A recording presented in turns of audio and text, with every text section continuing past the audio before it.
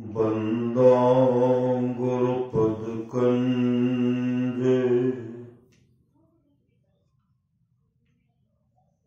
कृपा सिंधु नरोपरि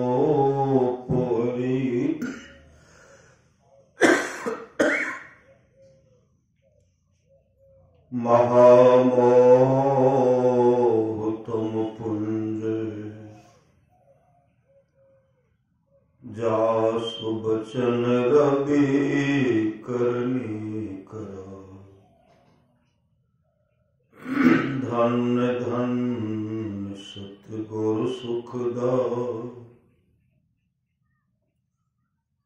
महिमा कही न जाए जो कुछ कहो तुम्हारी कृपा मोते कछु न बसाए। अव्यक्त रूप में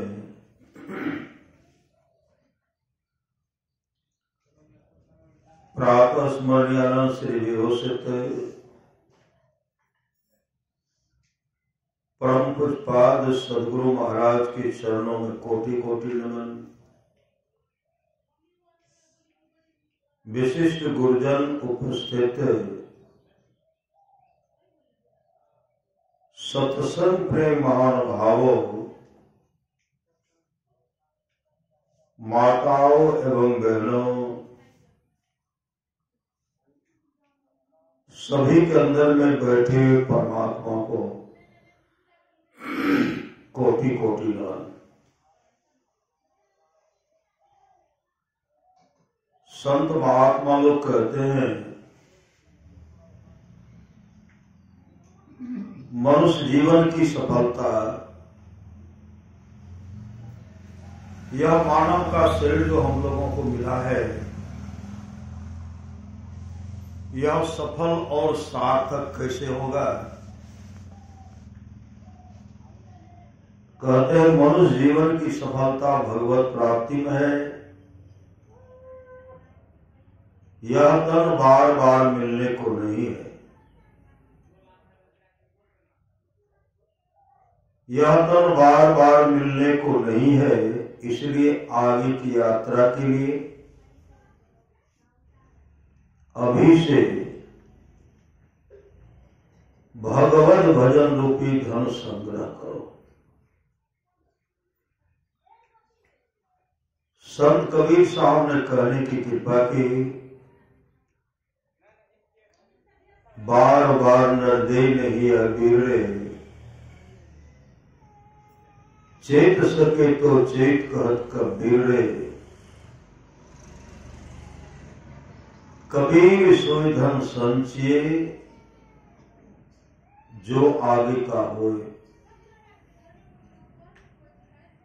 कहते उस धन का संग्रह कीजिए जो आगे का होए। मात चढ़ाए गांठरी जातन देखा कोय, करिए नित सत्संग को बाधा सकल मिटाए। यह अवसर फिर ना मिले दुर्लभ नर्तन पाए। कहते हैं सत्संग नित कीजिए, जो भी बाधा है विपत्ति है मिटेगी। और यह मौका यह जो है फिर यह मौका अवसर जो है हाथ आने वाला नहीं, फिर मौका नहीं मिलेगा। इसलिए महापुरुष की वाणी है शुभ काम को जल्द कर लीजिए, जितना जल्दी हो। शुभ काम को करने में विलंब मत कीजिए। हो सिकंदर ने संभाला वक्त खो जाने के बाद। सिकंदर को होश आया जब उनका सब समय समाप्त हो गया था। रावण को भी होश आया। कब? जब भगवान राम के बाण से धाराशायी हो गए, मूर्छित हो गए,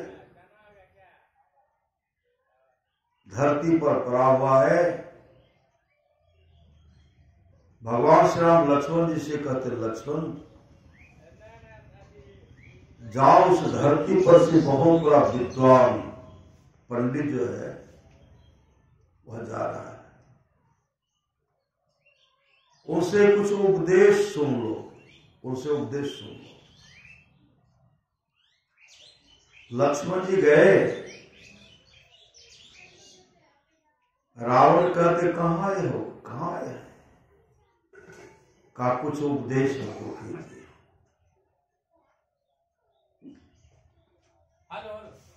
लक्ष्मण जी कहते कुछ हमको उपदेश कीजिए। तो रावण कहते हैं आप दोनों भाई आइए, प्रभु श्री राम को बुलाइए। दोनों भाई आइए। लक्ष्मण जी गए, प्रभु श्री राम से आग्रह करते, भगवान आप भी चलिए। जैसे आए, रावण क्या कहते हैं,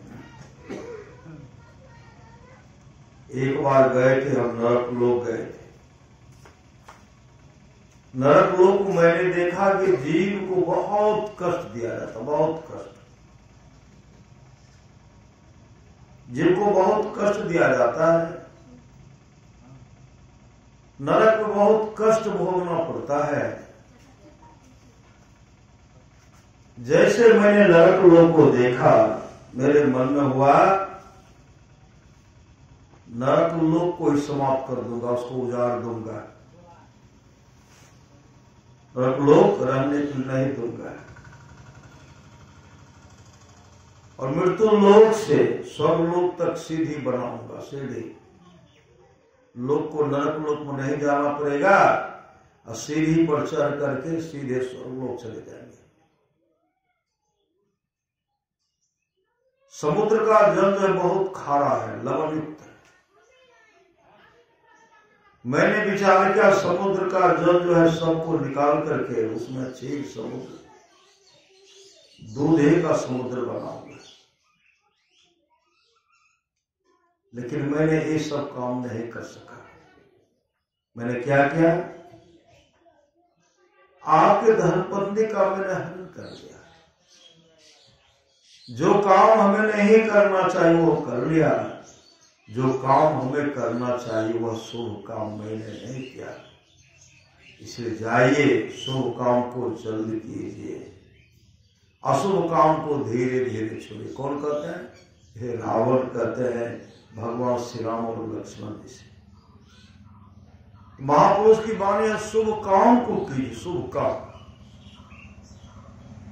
क्षण भंगुर है काया तेरी, क्या माने प्रत्येत, क्षण भर नहीं बिनर जाएगी जो बालू की भेंट।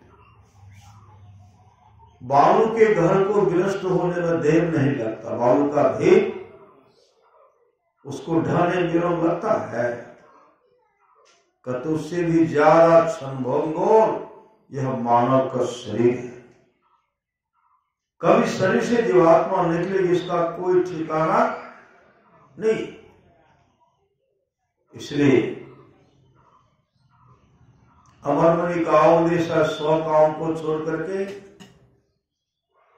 स्नान करना चाहिए, 1000 काम को छोड़ करके भोजन करना चाहिए, 1,00,000 काम को छोड़ करके सत्संग करना चाहिए, करोड़ों काम को छोड़ करके अपने जीवन के बागडोर को सदगुरु के हवाले करना चाहिए। आप लोग जानते होंगे गोपीचंद राजकुमार थे, बहुत सुंदर थे, बहुत सुंदर। गोपीचंद क्या करते थे, रात में पानी में गुलाब का पंखुड़ियां देते थे, पंखुड़ियां इत्र देते थे, तब दिन में स्नान करते थे। पानी मुलायम, गुलाब का पंखुड़ियां भी मुलायम। इत्र में, इत्र तो सुगंधित चीज है, मुलायम ही है।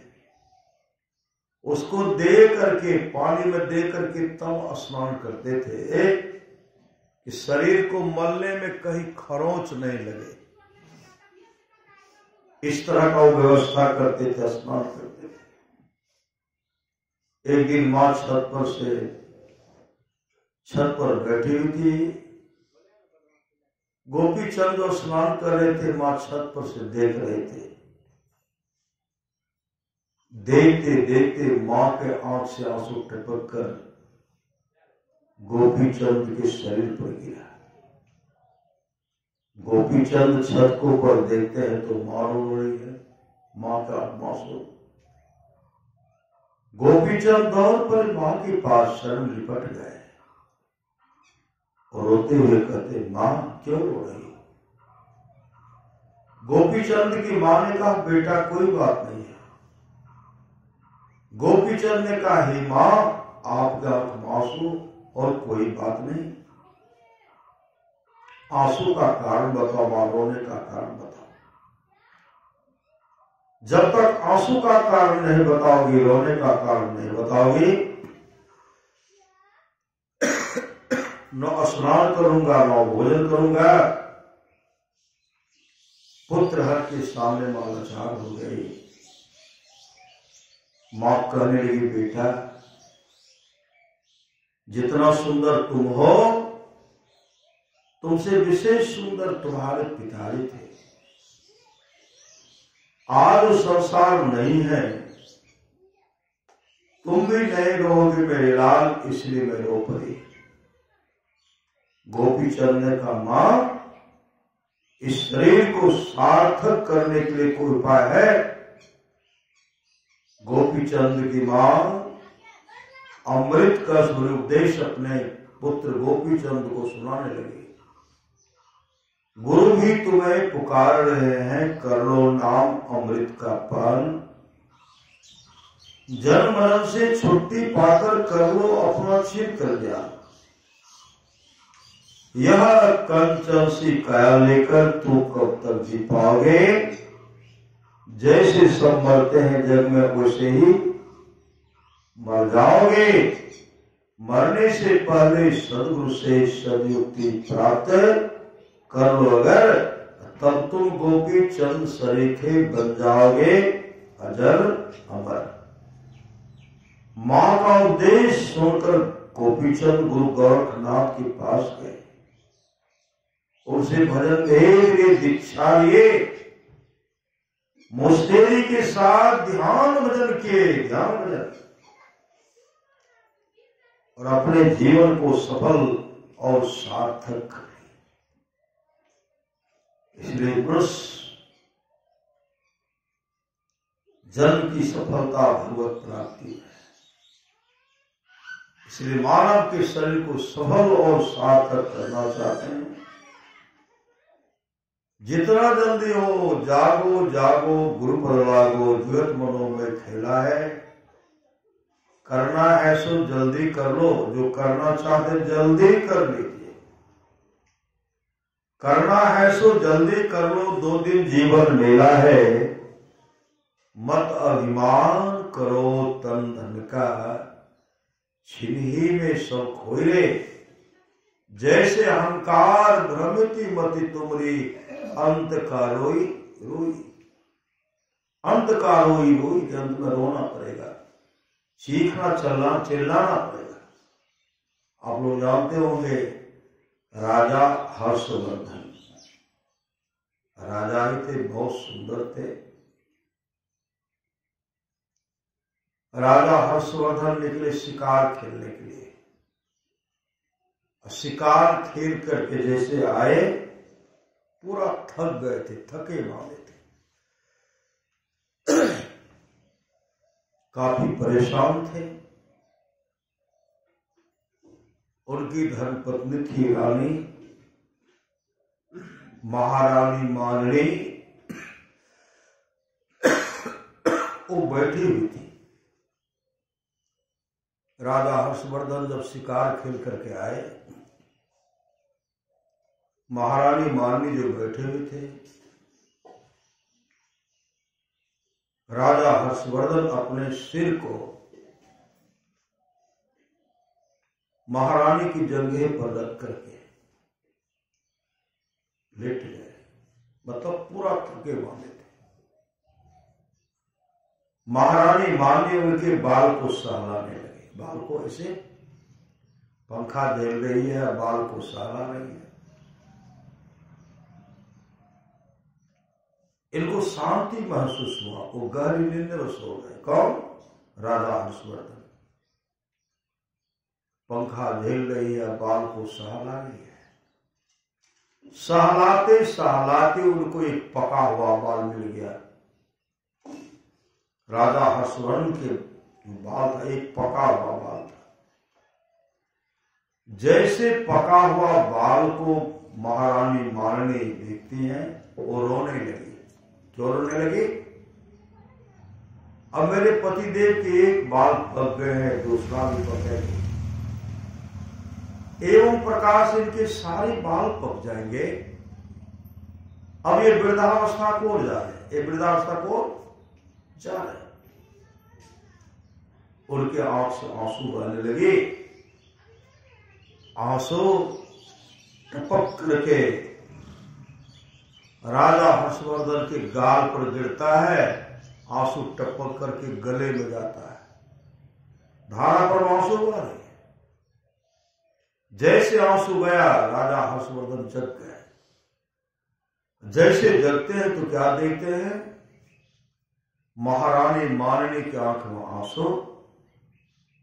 राजा हर्षवर्धन उसी समय तलवार उठा लिए और कहते, महारानी आपको किसने दुख पहुंचाया? आपको कौन दुख दिया? उनका नाम बताइए, मैं तलवार से उनका सर को धड़ कर दूंगा। बताइए। बार बार इस बात को दोहराया, बताइए, उनका नाम बताइए, कौन आपको कष्ट पहुंचाया? महारानी हाथ जोड़ करके कहने लगी, स्वामी किसी ने मुझे दुख नहीं पहुंचाया, कोई मुझे दुख नहीं पहुंचाया। राजा हर्षवर्धन वर्णन कर देता हूं, आप रो क्यों रही? महारानी मारनी कहने लगी, स्वामी आपके बाल को जो मैं सहला रही थी, पका हुआ बाल मिल गया। मेरे मन में हुआ था अब आप वृद्धावस्था को हो जा रहे, आपके सारे बाल पक जाएंगे धीरे धीरे। इसलिए मैं रो पड़ी कि मेरे पति इतने सुंदर थे और वो वृद्धावस्था को हो जा रहे, इसलिए मेरे आंखों से आंसू टपक पड़ा, इसलिए मैं रो पड़ी। राजा हर्षवर्धन शांत हो गए। महारानी मारनी ब्रह्मा जी का तपस्या करने लगी। ब्रह्मा जी का तपस्या, ब्रह्मा जी प्रसन्न हो गए कि मानिए आप क्या मानती है? महारानी माननी क्या मांगी? मेरे पतिदेव का उम्र जो है 10,000 वर्ष और बढ़ा दीजिए। जो उम्र है उसमें से 10,000 वर्ष और बढ़ा दीजिए। ब्रह्मा जी प्रसन्न होकर के कहते हैं, एक वर्ष तो जाओ, ऐसा होगा, जाओ, मैंने तुम्हारे पति की उम्र को बढ़ा दिया। महारानी माने काफी प्रसन्न हुई और अपने पतिदेव के पास आई। अपने पतिदेव को प्रणाम करते हुए कहने लगी, स्वामी अब आप चिंता मत कीजिए। ब्रह्मा जी का तपस्या करके, ब्रह्मा जी का जो मैंने तपस्या का, ब्रह्मा जी प्रसन्न होकर के आपका उम्र जो है 10,000 वर्ष और अधिक कर दिया है। आप संसार के भोगों को भोगे, राजपाट को संभालिए। संसार के भोग को भोगे और राजपाट को संभालिए। जैसे महारानी मानी इस बात को बराबर दोहराने लगे, राजा हर्षवर्धन कहते, महारानी आपने अच्छा नहीं किया। संसार के भोगों को भोगने के लिए, राजपाट को संभालने के लिए जादू ब्रह्मा जी से 10,000 वर्ष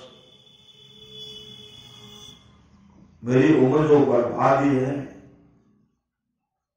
आप अच्छा नहीं किए। वो अभी संसार के भोगों को भोगने के लिए इतना कहते हैं। कहने के बाद राजा हर्षवर्धन को विराग हो गया। राजा हर्षवर्धन को विराग हो गया और अपने जीवन के बादल को सदगुरु के हवाले किए और भजन भेद लेकर के, दीक्षा लेकर के मुस्तैदी के साथ ध्यान भजन की अपने आत्म स्वरूप का दर्शन करके मोक्ष को प्राप्त किए। मोक्ष को महारानी मान्य भी तो विदुषी थी, वो भी साधना करके अपने जीवन को सफल सार्थक कर ली। समय की एक ठोकर ही बदल देती है जीवन को। जो ठोकर सीधे न समझे समझान से क्या होगा, मुसीबत तो टले मर्दान की के ही थपेड़ों से, मुकद्दर के भरोसे बैठ पछताने से क्या होगा। तो मुट्ठी बांध कर आया था, खाली हाथ जाएगा, भला मालिक करोड़ों का कहलाने से क्या होगा। समय की एक ठोकर ही बदल देती है जीवन को, जो ठोकर से भी समझे समझाने से क्या होगा।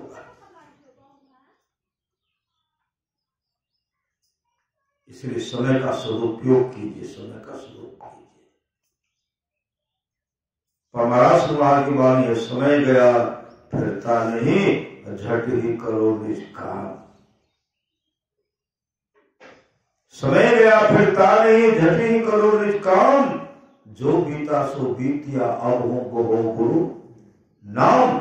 संत बता बिन गति नहीं, सुनो सकल दे कान। जो चाहो उद्धार को बनो संत संतान।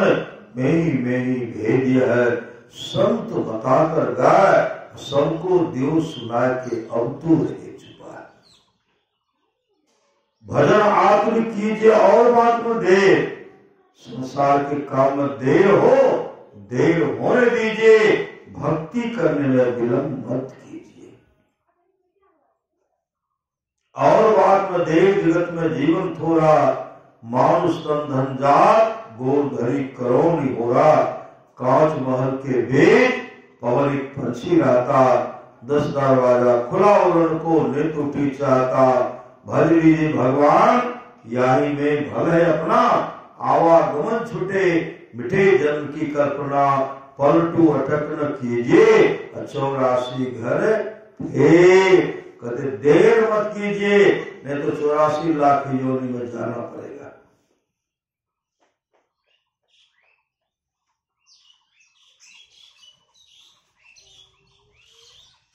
राजा सुदर्शन गए अमर मुनि का दर्शन करने के लिए।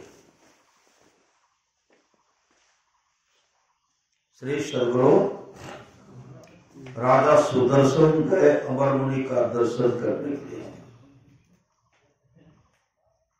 जैसे दर्शन करते हैं, अमर मुनि कहते हैं, राजन आप भजन भेद ले लीजिए, दीक्षा ले लीजिए। राजा सुदर्शन कहते अभी नहीं, अभी नहीं।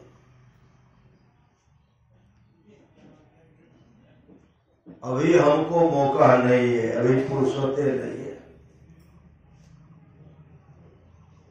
राजा सुदर्शन को बराबर अमर मुनि उपदेश करते थे, राजन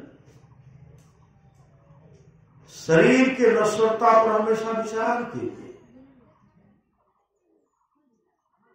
और अपने जीवन के बागवान को संत सदगुरु के हवाले कीजिए।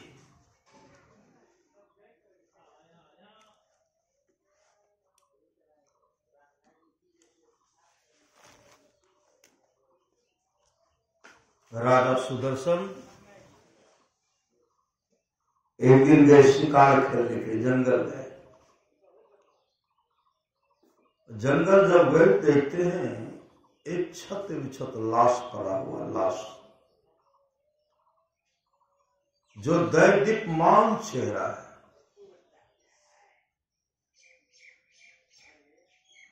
राजा सुदर्शन उस लाश को पहचान नहीं पाए।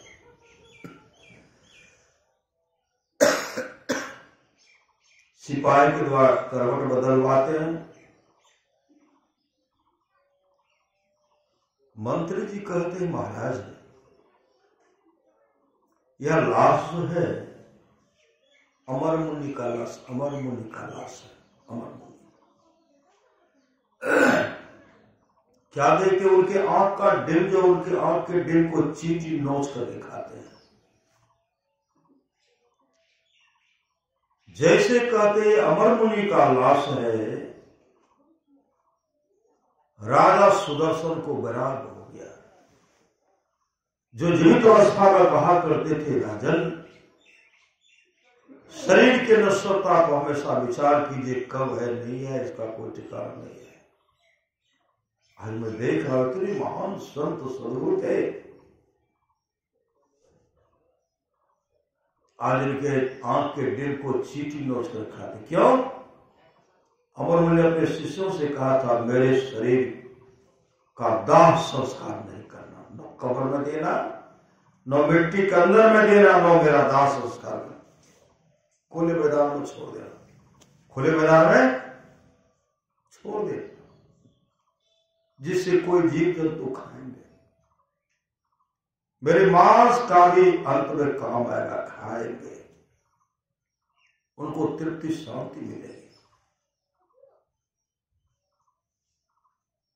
जैसे इस लाश को देखते हैं वो चीखने चिल्लाने लगे, हे ऋषिवर मेरा कल्याण कैसे होगा, मेरा कल्याण कैसे होगा। आकाशवाणी हुई, ऐ राजन मंत्र को, जो मंत्र बताए मंत्र अकावाद में, इस मंत्र को जपिए, ध्यान भजन कीजिए। इतना सुनते ही राजा सुदर्शन को वैराग हो गया और मुश्किल जी के साथ ध्यान भजन किए, ध्यान भजन करके अपने जीवन को सफल सार्थक करके सफल सार्थक। कोई अमर मुनि का उद्देश्य है। बहुत आदमी कहते गुरु की क्या आवश्यकता है, गुरु नहीं, गुरु की क्या आवश्यकता है, लेकिन बिनु गुरु भव निधि तरे न कोई, जो विरंची शंकर समय होई। बिना गुरु के संसार सागर से कोई पार नहीं हो सकते, चाहे ब्रह्मा और शिव के सवाल क्यों नहीं हो जाए, गुरु चाहिए। भजन आपने कीजिए और बात में देर, संसार के काम में देर हो, देर होने दीजिए, लेकिन भक्ति करने में देर मत कीजिए। और बात में देर, जगत में जीवन थोड़ा, मानुष धन जात गोधरी करोड़ी हो रहा। कांच महल के बीच पवन एक पंछी रहता, 10 दरवाजा खुला और उनको नित्य उठी चाहता। भर लीजिए भगवान याही में भल है अपना, आवागमन छुटे बिठे जन्म की कल्पना, पलटू अटक न कीजिए 84 घर थे। कहते देर मत कीजिए, नहीं तो 84 लाख योनि में जाना पड़ेगा। 1,84 भ्रमंतु करके पाया तन अनमोल रे। जीवन सफल बनाना है तो प्रेम से हरिहर बोल रे। अपने जीवन को सार्थक करना चाहते हैं, संसार के काम में देर होने दीजिए, लेकिन भक्ति करने में विलंब मत कीजिए।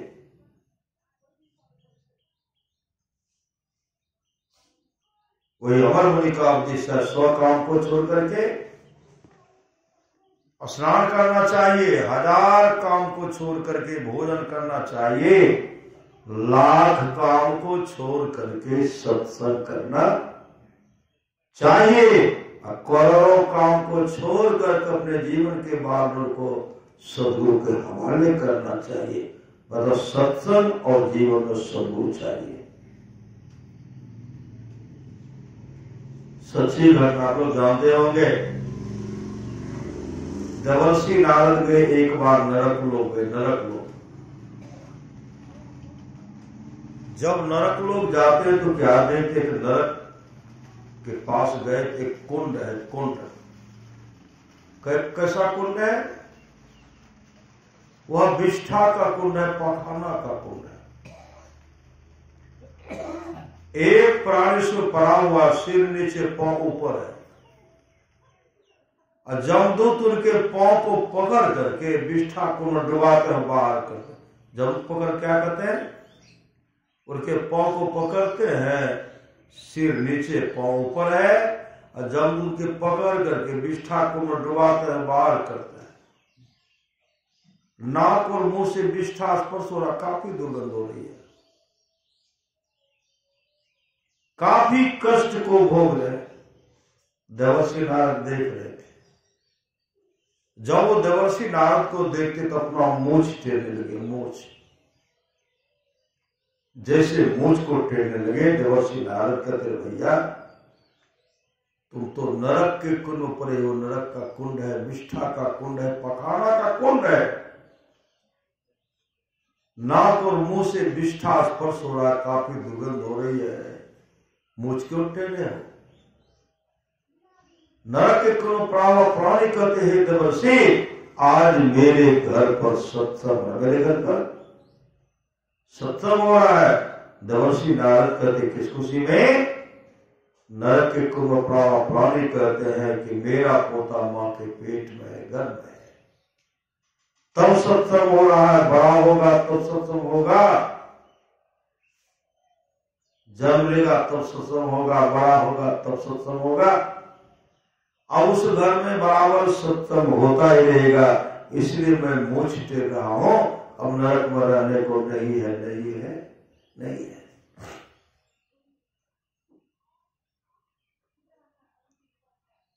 इस सत्संग का फल, इस सत्संग का फल है।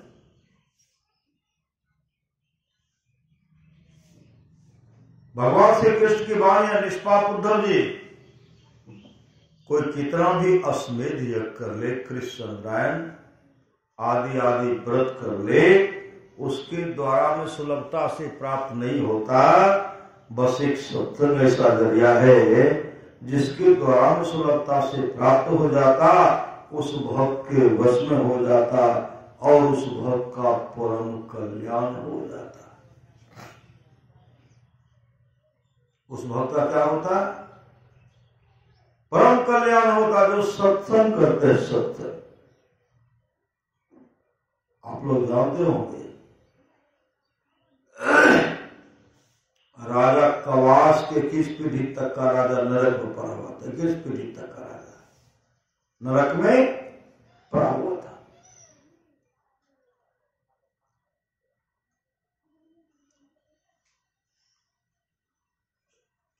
सब को जमदूत मुगदर से पीटते थे, मुगदर से मारते थे, मुगदर से। जमदूत तो क्या करेंगे? मुगदर से न पीटेंगे। श्री सद जमदूत पूजा थोड़े करेंगे, पूजा करेंगे तो देवदूत करेंगे। जमदूत क्या कर रहे? मुगदर से कुटाई पीट रहे हैं। जब पीटते हैं तो चीखते चिल्लाते हुए कहते हैं, बचाओ बचाओ। अब बचाओ, कौन बचाएंगे? गुरुविन कौन सहाय? नरक में गुरुविन कौन सहाय रे? गुरुविन कौन मिटावे भव दुख? गुरुविन कौन मिटावे रे? कौन मदद करेंगे? बचाओ बचाओ बचाओ जो कर रहे हैं, उसी से जमराज कहते हैं, देखो जी,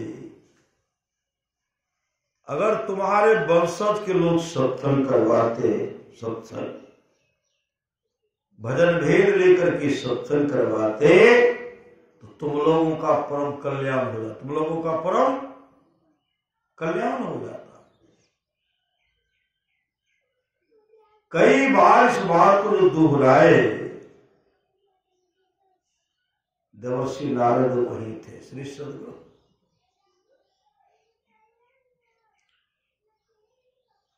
देवर्षि नारद से कहते हैं, हे देवर्षि, राजा कवास को समझाइए, उनको कहिए भजन भेद लेने के लिए। और सत्संग कराने के लिए। और सब राजा स्वप्न में भी राजा कवास को कहते, जो नरक पड़ा हुआ था, राजा कवास से कहते, कवास भजन वेद लेकर के सत्संग करवा दो, हम जो नरक में पड़े हुए हैं हम लोगों का उद्धार हो जाएगा। एक तो स्वप्न में के देवर्षि नारद से भी आग्रह करते, उनको समझाइए। क्यों समझाइए? जब राजा कवास के मन में हुआ भजन भेज देना चाहिए, देवर्षि नारद ने समझाए कि भजन भेद लेकर के सत्संग करवा लीजिए। राजा कवास संत सदगुरु के पास गए, उनसे कहते, गुरुदेव मुझे दीक्षा दे दीजिए।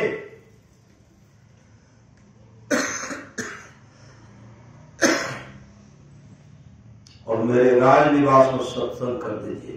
सत्संग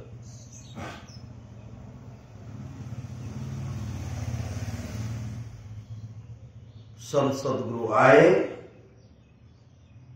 आकर के जैसे आए उनका सेवा सत्कार किए। राजा कवास अपने से फूल तोड़ने लगे, फूल तोड़ने लगे। जैसे फूल तोड़ दो, उधर से पंडित जी आ गए। पंडित जी कहते, महाराज क्या कीजिएगा? कोई फूल तोड़ने वाला नहीं था जो आप अपने से तोड़ते हैं। राजा कवास कहते हैं, आज हम भजन भेद लेंगे, दीक्षा। और आज मेरे यहाँ सत्संग भी है, पुरोहित जी आप भी आइएगा। पुरोहित जी कहते हैं खरमास है, श्री शुद्ध क्या कहते हैं? खरमास अच्छा मुहूर्त में ही है। पंडित जी के मन में छल था, ये भजन भेद लेंगे तो बराबर ये सत्संग करेंगे, कोई पूजा पाठ के यहाँ होगा नहीं, सत्यनारायण का कथा भी नहीं होगा, नहीं होगा तो आमदनी कैसे होगी? एक बार इनके यहाँ सत्यनारायण कथा करते थे तो 1 साल का अनाज मिलता था, इतना दान मिलता था। ये तो सब दान बंद हो जाएगा। श्री सदगुरु कहते, महाराज खरमास सलामत लीजिए। राजा कवास कहते, हम तो भजन भेद लेंगे ही, सत्संग होगा, पाइएगा। पंडित जी गए घर, अपने पंडितायन से कहने लगे, बड़ा समस्या हो गया। कहा हुआ क्या? का राजा कवास आज भजन भेद लेंगे और उनके सत्संग होगा। अब तो बराबर सत्संग कराते रहेंगे तो पूजा पाठ तो कराएंगे नहीं, हम लोगों का रोजी रोटी कैसे चलेगा? पंडितान करे समझाए नहीं, कहा नहीं, वो कहते लेवे करेंगे।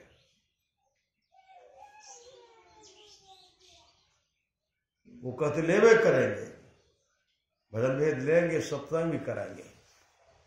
इसलिए आप जाइए, रानी को समझाइए, रानी समझ जाएगी। रानी को समझा, इसलिए समझे, ऐसा समझाइए कि खरमास चल रहा है, खरमास में नाम दाम भजन भेद नहीं लेना था, कोई सत्संग नहीं होना था खरमास में। आप उनको जाकर के समझाइए, रानी को समझाइए। पंडिताइन आई, रानी भी अपने बाल को संभाल रही थी। पंडिताइन कहने लगी, महारानी आप कहीं जा रही हैं क्या? महारानी कहने लगी, आज अभी दीक्षा भजन भेद लूंगी, भजन भेद, अभी सत्संग भी होगा, आप आइएगा। पंडिताइन कहने लगी, अभी खरमास चलना, मुहूर्त अच्छा नहीं है, मत लीजिए। महारानी कहने लगी, राजा साहब भजन भेद लेंगे तो मैं भी दीक्षा लूंगी। पंडिताइन कहने मत लीजिए। रानी कहने लगी, दीक्षा तो लूंगी। तो पंडिताइन कहने लगी, आपके भाग में लिखा हुआ दुख सुख कहां से होगा? सही सदगुरु, लिखा हुआ दुख सुख कहां से होगा?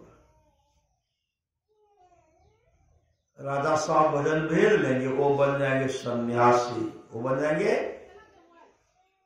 सन्यासी राजपाट को त्याग देंगे, घनघोर जंगल चले जाएंगे, वहां तपस्या करेंगे, वो अपने जीवन को सफल सार्थक कर लेंगे और आप राजपाट को संभालेंगे। एक दूसरे राजा आपको बंदी बना करके लेके चले जाएंगे। अभी तो राजरानी है ना, अभी महारानी है। जब दूसरी राजा आपको बंदी बना करके लेके चले जाएंगे तो क्या आप करेंगे? दासी का काम करना पड़ेगा, चौका बर्तन करना पड़ेगा। आपके भाग में लिखा हुआ दुख सुख कहां से होगा? मैं समझा रही, अब भी मौका है, समझ जाइए। श्री सदगुरु महारानी का मत ही ठनक गया, रानी का मत ही ठनक गया। ये सही बोल रहे। राजा साहब दीक्षा तो लेंगे, बन जाएंगे सन्यासी, राजपाट तो हमको संभालना पड़ेगा, दूसरे राजा हमको पर चढ़ा करके बंदी बना करके लेके चले जाएंगे। माथा ठनक गया। राजा कवास के पास जाकर के रोने लगी, महाराज भजन भेद मत लीजिए, दीक्षा मत लीजिए।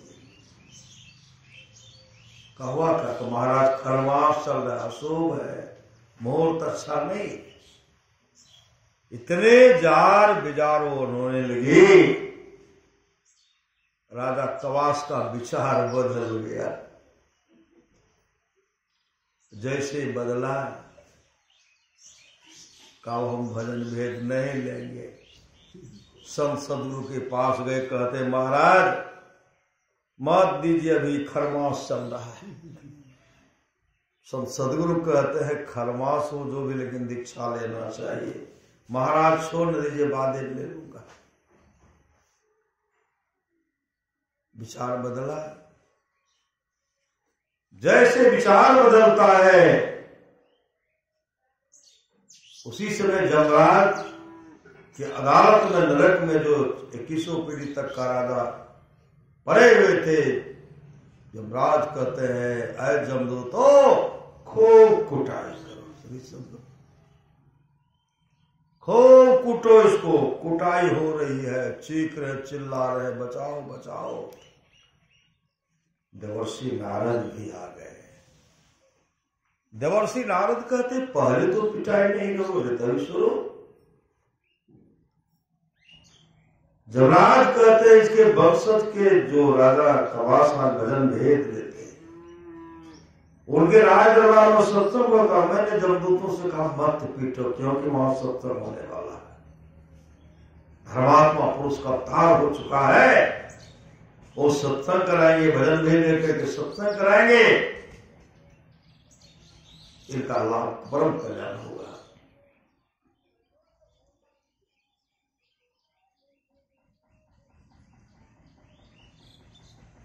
इनका परम कल्याण होगा।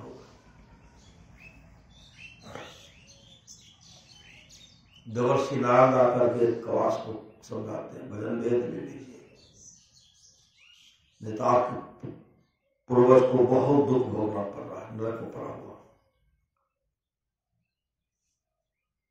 मुगलर पिटाई करते हैं। उसी समय राजा कवास चले गए सदगुरु के पास, उससे कहते महाराज आज मेरे घर पर सत्संग कर दीजिए, भजन भेज दे दीजिए। संस्कृत सदगुरु भी आए, राजा कवास जैसे फूल तरते, फिर पंडित जी आ गए। कहते महाराज आज क्या आज भजन भेज लेंगे, दीक्षा लेंगे, सत्संग होगा। महाराज खरमास चल रहा है, अच्छा मुहूर्त नहीं है। राजा कवास सिपाही सिपाही पकड़ो किसको, पंडित को पकड़ो। पंडित जी भागे, जान बचा करके घर भागे। महारानी देखने के लिए वापस रहे, परेशान। बड़ा समस्या, आज राजा कवास भजन भेज लेंगे, सत्संग होगा तो कोई दान पुण्य तो हम लोग को करेंगे नहीं। इसी तरह समझाइए, रानी को समझाइए। एक पंडित जी भेजते अपने पंडितायन को समझाने के लिए। रानी किसे कहते, रानी साहब आप उस बार कहा तो विश्वास नहीं हुआ, आपके भाग में दुखे है, दुखे सुख नहीं है। श्री सदगुरु नहीं तो सत्संग भजन भेज लेने का विचार को त्यागिए। राजा साहब भजन भेज लेंगे, सन्यासी बन जाएंगे, आपको बहुत बड़ा दुख भोगना पड़ेगा, नरक में दुख भोगना पड़ेगा। दूसरे घक्षों का आवर्तन करना पड़ेगा।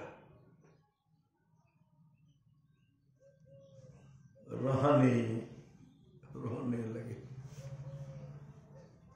महाराज कहते महाराज मत लीजिए, खरमास चल रहा है। पंडित दूर से देख रहे थे। राजा कवास कहते हैं सिपाही पकड़ो तो पंडिताइन को। पंडिताइन भाग गए। श्री सदगुरु राजा कवास अपने पत्नी से कहते विलंब नहीं करना, भजन भेद लीजिए।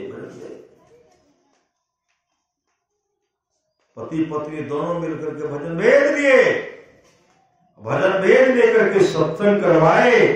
जैसे सत्संग समापन को जा रहा था, समाप्त होता है, उसी समय 21 पीढ़ी तक का राजा जो नरक पड़ा हुआ था, 21 पीढ़ी तक के राजा के लिए स्वर्गलोक से विमान आया। विमान पर बैठा कर स्वर्गलोक को लेके चला गया। ये सत्संग का फल है। ये सत्संग का फल। हम लोग जो सत्संग कर रहे हैं, आज 100 परिवार, कन्या बाबू सब आए, माँ कन्यावा के धर्म पत्नी, परिवार के जो भी है पतों सब है, सब परिवार मिलकर के कन्यावा अपने पिताजी के पुण्यतिथि का सत्संग कर रहा है। कई वर्षों से हो रहा है, कई वर्षों से करते आ रहे हैं। इनकी शांति हेतु सत्संग का आयोजन किया गया है, क्योंकि शरीर अविनाशी है, आत्मा अजर है, अमर है। आत्मा कहीं न कहीं है,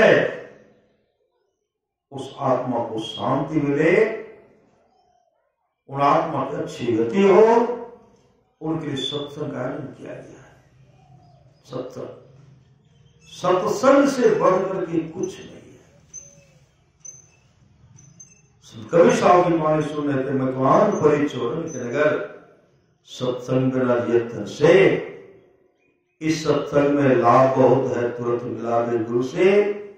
मूर्ख जन कोई सार न जाने, सत्संग में अमृत बरसे। सब सा हीरा फटक हाथ मुट्ठी भरी, कंकर से कहे कबीर सुनो वह साधो सुरत करो वही। घर से मुस्तैदी के साथ हम लोग ध्यान भजन करेंगे, ये लोग परलोक मंगल ग्रह होगा। प्रवास करते नित्य प्रति सत्संग कर ले प्यारा, तेरा काल सही सारा सार काल को निर्णय करके धर चेतन धारा पिंड के पारा दसम द्वारे का। ज्योति जग जावे अति सुख पावे शब्द सहारे का। लख बिंदु नाथ त्रय बंदे के सुनो सुनो में। ब्रह्मनाद का धरो सहारा आपन तन में ही। निष्ठुर खोज सज्जन बाहर न खोजना, अपने घट में हरि है अपने में खोजना। बोलिए प्रेम से सदगुरु। पर सदवाद करते जो लोग बहुत दिनों से सत्संग करते आ रहे हैं, अभी कर रहे हैं, आगे भी करेंगे, वे सभी महासुख के भागी होंगे। बोलिए प्रेम से श्री सदगुरु महाराज की जय।